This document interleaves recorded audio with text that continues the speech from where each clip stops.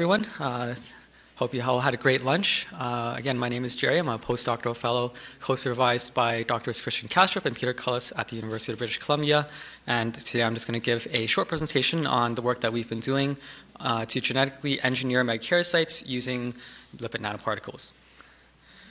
And so just to give it a background, and Christian already gave a great presentation this morning on platelets and transfecting platelets. But again, just to reiterate, and I'm sure you are already aware of how important platelets are towards hemostasis and in transfusion medicine.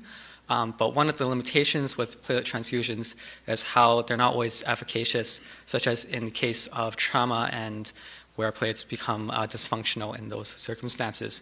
And so what we've been trying to do is to engineer platelets and enhance their function so that they can perform their job better in these circumstances. But as Christian has also alluded to in the morning, engineering platelets or trying to modify the function can be challenging at times. Although there are strategies to do it, there does require more optimization to get this to work properly. So as an alternative, we've been considering using megakaryocytes instead as another strategy. And again, just a little bit of background, I'm sure you're already aware that megakaryocytes are the cells that produce platelets, and these are found in the bone marrow and sometimes, although controversially, in the lungs. And they produce platelets by these formation of long cytoplasmic extensions known as proplatelets. But most importantly is that one megakaryocyte can produce thousands of platelets. And this has been exploited in technologies to produce in vitro derived platelets, culminating in about, I think, one phase 1 clinical trial just completed in the last year or so. The only problem with that, though, is that there's no non-viral transfection agents that can help genetically modify megakaryocytes. And with our work with lipid nanoparticles, we proposed, well, why not try using these LNPs to try to transfect them, whereby you can use an LNP encapsulating either some kind of siRNA or some kind of mRNA instead, and then resulting in a functional change in the megakaryocyte, which can then be passed on to the resulting progeny platelets. And through this work, which is in collaboration with the Zanster Lab, also at the University of British Columbia, we took some cord blood CD34 positive cells, cultured them into megakaryocytes, and on the 9th day of culture, treated them with these lipid nanoparticles encapsulating enhanced green fluorescent protein, or eGFP. These LNPs were also formulated to resemble those that are already approved in a clinic, namely, for example, the Pfizer or Moderna vaccine, represented by the terms ALC0315 or SM102, which are the ionizable lipids used in these lipid nanoparticle formulations, or the formulation I call here as MC3, which is also used in a clinically approved LNP formulation used to treat transthyretin amyloidosis. And so what we find is that when we use these LNPs and treat them onto megakaryocytes, that there is a very high transfection level, very high expression levels of GFP, and about over 95% of our megakaryocytes being identified being positive for GFP as well. And so we see that the transfection works, but another question that raises to our mind is, well, are these megakaryocytes still viable? Does it impact the maturation state when you transfect them with these lipid nanoparticles?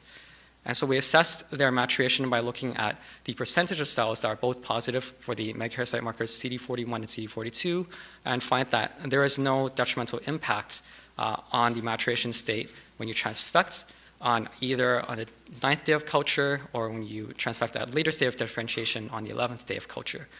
We also find that there is little detrimental impact or none at all on the cell viability, with the cell viability being above 85 to 90%. And this is all done with reporter proteins and using an optimal formulation, but the key goal is to ultimately produce engineered platelets with some kind of enhanced function. And so one last test we want to try is, can we endow some kind of functional change in our megakaryocytes?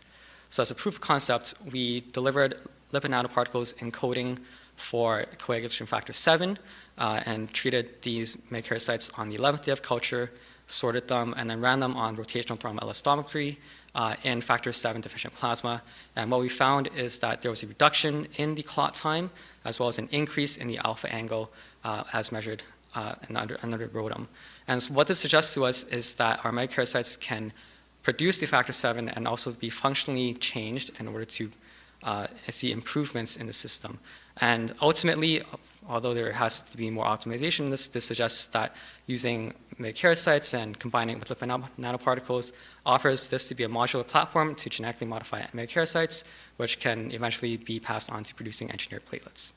And with that, I'll be done the presentation. I'll be happy to take any questions. Thank you.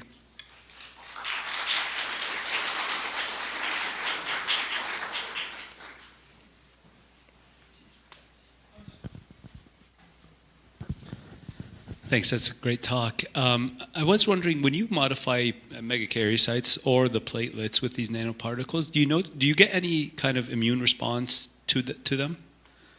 That's a really good question. We haven't really probed into the immunological responses generated by these cells, but certainly, at least for platelets, we don't see any increase in the activation levels as measured by surface CD62P, suggesting that perhaps they are well tolerated, but certainly that's a great point to look into. Yeah. So just to follow up to the Yes. platelet activation part, I know you're not seeing platelet activation in the typical way we see platelet activation, but have you looked to see very early stages of platelet activation, such as changes in alpha 2b3a, where you could measure it with PAC1 binding, and that's very early stage, but that's enough to actually cause their clearance. I'm not sure if you looked upstream of that. We're actually looking at that next week, so maybe talk to me then. Yeah. Do the platelets survive normally? So you say survive? Yeah. Have you tried or you've never? We transfused the transfected platelets in a rat model of polytrauma, and they seem to be just as efficacious in stopping the bleeding, but we didn't look into circulation times. Yeah. Do they die earlier?